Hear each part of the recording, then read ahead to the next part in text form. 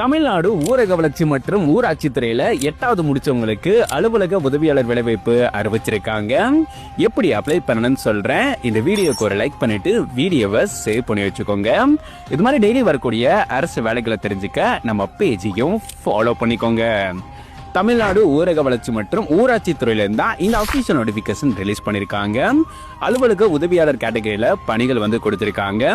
கல்வி தகுதி 8ஆம் வகுப்பு முடிச்சிருக்கவங்க அப்ளை பண்ணலாம். சேலரி 15,700 இருந்து 58,100 வரைக்கும் சேலரி இருக்கும். இந்த ஜாபுக்கு எக்ஸாம்ஸ் கிடையாது. டைரக்ட் இன்டர்வியூ மூலமா செலக்ட் பண்றாங்க.